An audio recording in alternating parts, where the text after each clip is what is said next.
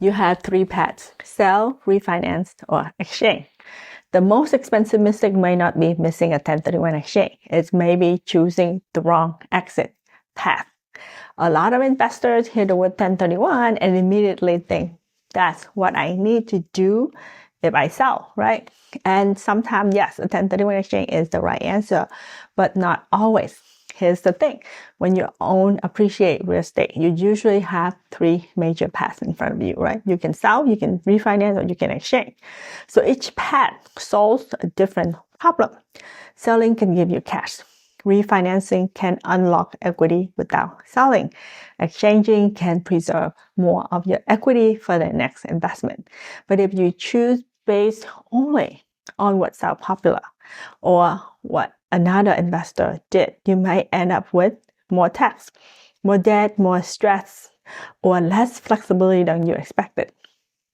So the question for you is not, can I do a 1031 exchange? But the other question that you want to ask, which is better, is which exit path actually fits my goal? Why does it matter? Real estate investor often feel stuck because the property it has done well. That sounds strange, but it's true, right? So let's say you bought a property years ago for $400K and now it's worth $1 million. On paper, that's great. That's a great result, right? You have appreciation.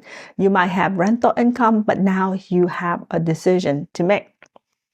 Do you sell and take the cash? Do you refinance and keep the property? Do you exchange into something bigger or better?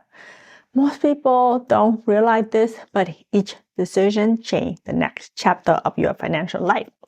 Selling might give you freedom, but the tax bill can reduce how much money you actually keep. Refinancing can give you cash without a sale, but now you have a loan to repay, right? Exchanging can keep more money working for you, but come with deadline rules and replacement property pressure and also closing costs too, there's selling costs. That's why the decision should not start with taxes only. Taxes matter. They matter a lot, but taxes are only one part of the decision. You also have to compare cash, future growth, risk, debt, time, and lifestyle. So path one is selling. The first path to three choices that you have. So selling is a clean path emotionally, right? Because you are done with the property. You sell it, you pay off any debt, you pay the taxes, and you keep whatever is left. So that can be the right move if you need liquidity. Maybe you want cash for retirement. Maybe you are tired of managing tenants. Maybe the property has become too much work. Maybe you want to reduce risk and simplify your life. So selling gives you control because cash is flexible. But here's where investors get surprised. The sale price is not the same as the money you keep. So let's say you sell a property for $1 million. That sounds like you have $1 million to work with, right? But you might need to pay off the mortgage. You might have selling costs. And if the property has appreciated, you might have capital gain tax. If you depreciate the property over the year, you might also have depreciation capture. So the real number you need to look at is not the sale price, it's the after-tax cash. So that is the number that matters, right? If you sell and walk away with enough cash to meet your goal, selling may be perfectly fine. But if the tax cost takes away too much of your investment power, then selling might not be the best path. Path two is refinancing. Refinancing is different because you are not selling the property. You are borrowing against the equity. So think about it this way, right? If selling is like cashing out your investment, refinancing is like opening a valve and pulling some equity out while keeping the asset. That can be powerful, right? So let's say you have a property that's worth $1 million and the mortgage balance is low. Well, you have no mortgage. Lucky you. So instead of selling, you refinance and pull out cash. You still own the property. You might still benefit from the future appreciation. And because you did not sell, you might avoid triggering a taxable sale at that moment. That's why refinancing can feel attractive. But now, this is important. Refinancing is not free money. It's at debts, right? that new loan has to be paid back. Your monthly payment may increase, your cash flow may shrink, right? If the rental income goes down, if repairs increase, or if interest rates are high, the refinance can create pressure. So this is the mistake the investor make, right? They focus on the cash they can pull out, but they don't focus enough on the debt they are adding back in. So refinancing can be useful if the property can support the new loan and the cash had a clear purpose, right? So maybe the money is used to improve another property. Maybe it helps buy another investment. Maybe it gives you liquidity while keeping a strong asset. But if the refinance weaken cash flow too much, it can turn a good property into a stressful one. The third part is 1031 exchange, our favorite, right? The whole point of this course. So 1031 exchange is designed for investors who want to keep their equity moving inside real estate instead of selling, paying tax, and then reinvesting what is left. In simple terms, you sell one investment property and use the proceeds to buy replacement investment property, following the required structure and deadlines, right? The big benefit that more of your equity might stay invested, right? And that can make a huge difference, right? Let's say one investor sells, pay taxes, and have maybe $650K left to reinvest. Another investor exchange and keep closer to the full equity working in the next property.